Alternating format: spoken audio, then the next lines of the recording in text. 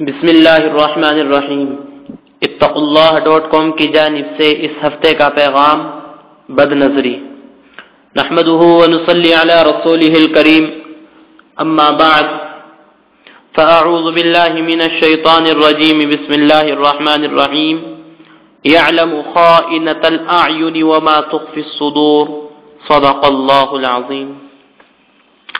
معزز سامعین کرام، آج ہم ایسے گناہ کے بارے میں بات کرتے ہیں جس کے بارے میں حضرت تھانوی رحمت اللہ علیہ ارشاد فرماتے ہیں کہ میں دیکھتا ہوں کہ شاید 1000 میں سے ایک اس گناہ سے بچا ہوا ہو، ورنہ ابتلا عام ہے.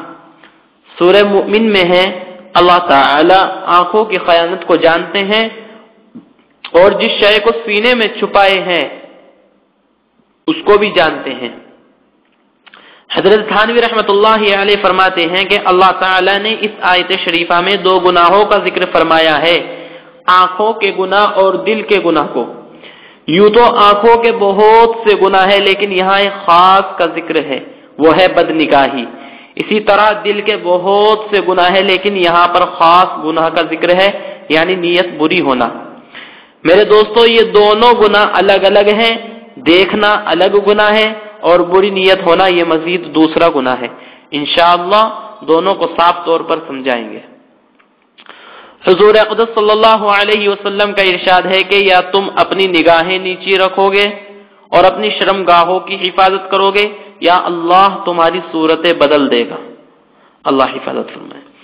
اس حدیث پاک میں حضور اقدس صلی اللہ علیہ وسلم نے اس قدر سخت وعید ارشاد فرمائی ہے، حالانکہ ہم اس گناہ کو بہت ہی حقیر سمجھتے ہیں، اس کی کوئی پرواہ نہیں ہوتی. یہ ایک ایسا مہلک مرض ہے کہ جس سے انسان بچتا نہیں ہے، بخلاف دوسرے گناہوں کے کہ ان سے سیری ہو جاتی ہے اور آدمی چھوڑ دیتا ہے. مگر بدنگاہی ایسا مرض ہے کہ اس سے سیری نہیں ہوتی، جب صادر ہوتی ہے تو اور بھی زیادہ تقاضا ہوتا ہے. آپ دیکھو، آدمی کھانا کھاتا ہے تو سیر ہو جاتا ہے، پانی پیتا ہے پیاس بجھ جاتی ہے، مگر بد نظری ایسی بلا ہے کہ اس سے سیری نہیں ہوتی. اس حیثیت خاص سے یہ تمام گناہوں سے بڑھ کر ہے.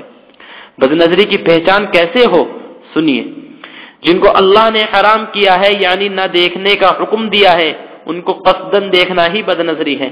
اب ذرا تفصیلات بھی سن لیجئے. غیر محرم یعنی جن سے نکاح ہو سکتا ہو ان کی طرف ارادت دیکھنا، بیوی اس سے مستثنا ہے، نیز جو لڑکی کمسن نابالغ ہو اور اسے دیکھ کر شہوت ہوتی ہو، اور جن لڑکوں کے ابھی داڑھی نہیں نکلی ہو ان کو گھورنا بد نظری ہے. محرم کی فہرست بھی سنیے. ماں، بہن، نانی، دادی، خالہ، پھوپھی، بھانجی اور بھتیجی، یہ سب خون کے قریبی رشتے ہیں، ان میں سے کسی سے بھی نکاح نہیں ہو سکتا. شریعت کے اصول کے مطابق محرم کو دیکھنا جائز ہے، مگر مسلمانوں آپ رسائل ابن نجیم اٹھا کر دیکھیے، اس میں محرم کی طرف دیکھنا بھی صغیرہ گناہ کی فہرست میں ہے. اور میرے بھائیوں، آپ اس بات کو عجیب نہ سمجھیں، ہم اتنے برے حالات سے گزر رہے ہیں کہ سڑکوں اور بازاروں میں تو بد نظری ہو ہی رہی ہے، مگر ہم اس گناہ سے اپنے گھروں میں بھی بچ نہیں پا رہے ہیں. وجہ علاوہ اس کی اور کیا ہو سکتی ہے کہ عوام و خواص تقریباً سب کے دلوں سے یہ بات نکلی ہوئی ہے کہ بد نظری بھی اتنی خطرناک چیز ہے. اور حد تو یہ ہے کہ نئی نسل کو یہ بھی احساس تک باقی نہیں رہا کہ یہ بھی کوئی گناہ کی چیز ہے.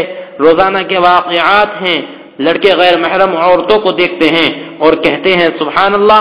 اے مسلمانوں، بدنگاہی ہر پہلو سے حرام اور گناہ کبیرہ تو ہے ہی، مگر یہ حرکت ایسی خطرناک ہے کہ ایمان کے چھن جانے کا یعنی کفر کا خطرہ ہے. الامان والحفیظ.